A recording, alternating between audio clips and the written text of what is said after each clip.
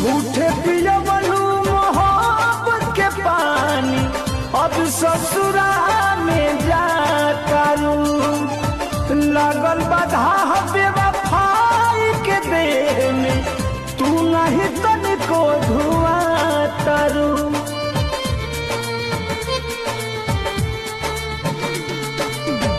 झूठे पियवलू मोहब्बत के पानी, अब ससुरा में जाकरू लागल बाधा बेवफाई के देह में, तू नहीं तनिको धुआं तरू।